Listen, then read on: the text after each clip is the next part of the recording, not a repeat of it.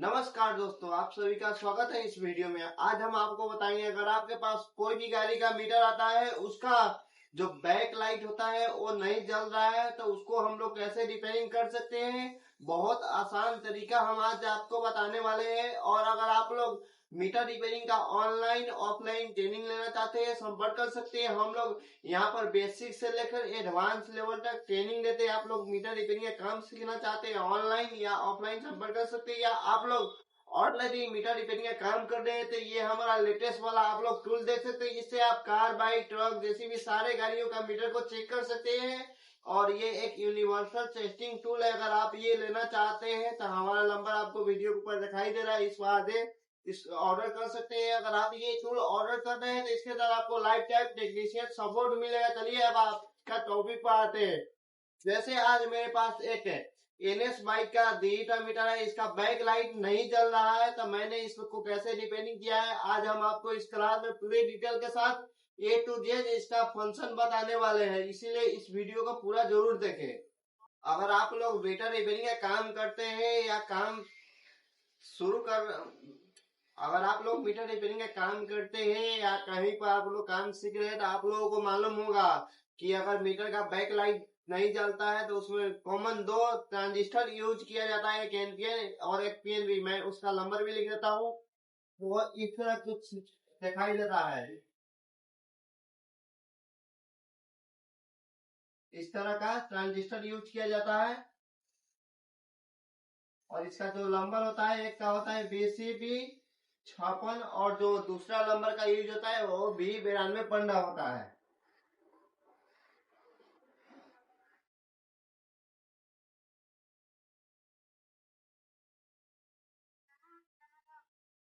ये दो common transistor है जो हमारा मीटर का लाइट के लिए यूज होता है। अगर इसमें भी आप लोग देख सकते हैं, यहाँ पर वो ट्रांजिस्टर लगा हुआ है, जिसके वजह से ये मीटर जो है वो बंद हो गया है, इसका लाइट।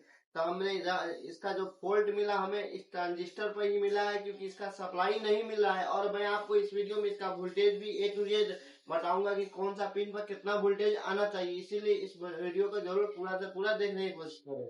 अब चलिए आते हैं सबसे पहले इस मीटर पर। इसमें जब मैं इसका कनेक्शन करके चेक कर रहा हूँ, तो इसका जो ट्रांजिस्टर है उसका नंबर है B9215 और इसका सबसे पहले वोल्टेज आपको जानना जरूरी है। अगर आप कहीं से ट्रेनिंग ले रहे हैं या कहीं पर सीख रहे हैं या कहीं पर काम कर रहे हैं, तो आपको सबसे पहले कौन सा कंपोनेंट पर क्या वोल्टेज आना चाहिए वो जानना बहुत ही जरूरी है। अगर आप वो वोल्टेज नहीं मालूम होगा तो आपको काम करने में बहुत ही ज्यादा दिक्कत होगा। अगर आपको कौन सा कंपोनेंट पर कितना वोल्टेज आता है वो मालूम रहेगा तो आप बहुत ही आसानी के साथ उसको रिपेयरिंग कर सकते हैं।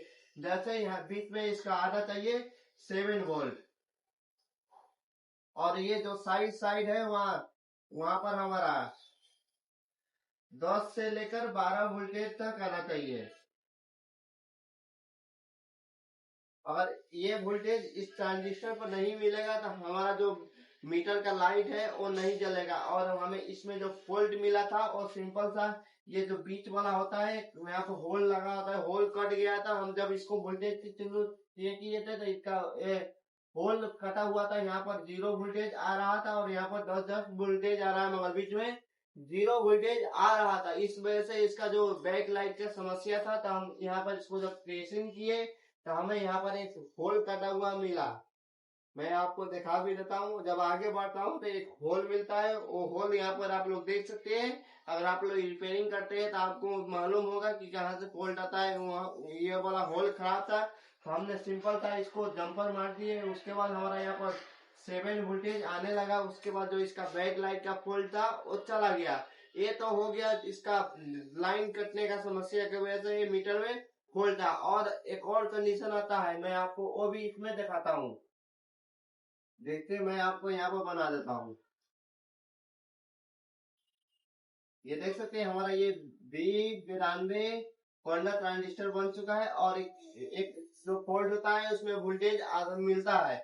यहाँ पर हमारा 7 वोल्टेज मिल रहा है, यहाँ पर हमारा 10 वोल्टेज मिल रहा है, यहाँ पर भी हमारा 10 वोल्टेज मिल रहा है। फिर भी इसका बैक लाइट नहीं जल रहा है। उस कंडीशन में आप लोग कैसे इसको रिपेयरिंग कर सकते हैं, उसका भी बहुत ही सिंपल सा तरीका है। अगर आपके पास ऐसा कोई फॉल्ट वाला मीटर आता है जिसका वोल्टेज एकदम सही आ रहा है, फिर भी मीटर का जो बैक लाइट है वो नहीं जल रहा है, तो आप सिंपल सा ये दोनों पिन को शॉर्ट करके भी चेक कर सकते हैं। अगर शॉर्ट करने के बाद हमारा जो बैक लाइट है वो जल जाता है, मतलब कि इसका जो ये ट्रांजिस्टर है वो खराब हो चुका है, तो इसको हम चेंज करेंगे तो हमारा जो मीटर का बैक लाइट है वो रिपेयरिंग हो जाएगा। इस तरह आप लोग, इसका सिंपल सा तरीका है, ज्यादा कुछ जो नया लोग है उनको बहुत बड़ा काम लगता है, मगर बहुत छोटा सा काम है, आपको सिर्फ समझना है। अगर आपको एकदम डिटेल के साथ इसका काम समझना होगा तो हम लोग ऑनलाइन ऑफलाइन ट्रेनिंग देते हैं।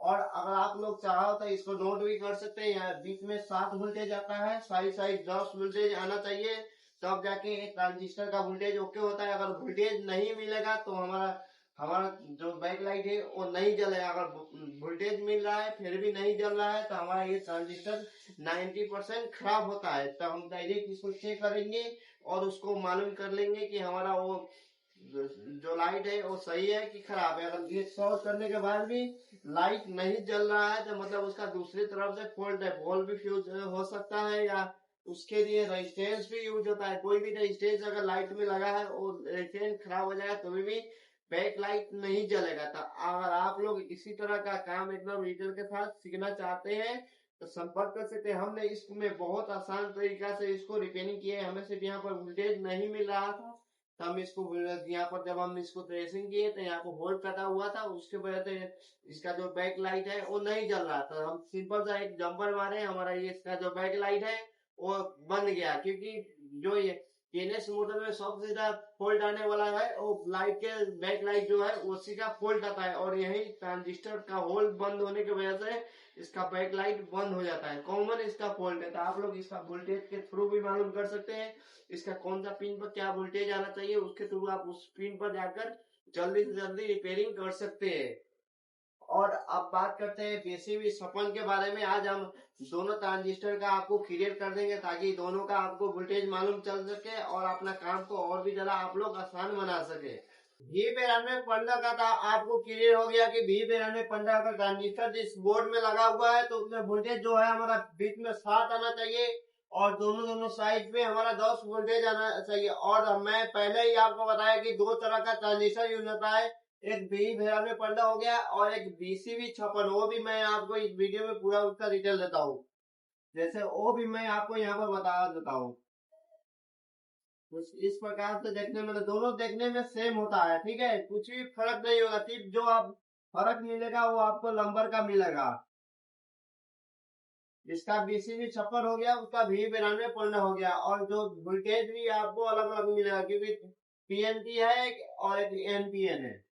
तो चलिए हम इसको आपको वोल्टेज यहाँ 11 वोल्टेज हमें मिला था, 11 या 12 वोल्टेज हम दे देते हैं। 11-12 वोल्टेज यहाँ पर आता है, और जो इसका साइड वोल्टेज साइड वाला पिन है यहाँ पर 5 वोल्टेज से लेकर 10 वोल्टेज के आसपास आता है। 5 वोल्टेज टू 10 वोल्ट दोनों पे सेम वोल्टेज रहेगा, 5 से लेकर 10 वोल्टेज तक। अगर जैसे मेरे हाथ में देख सकते हैं ये पल्सर वाई का मीटर है और यहाँ पर ये BCB 56 लगा हुआ है।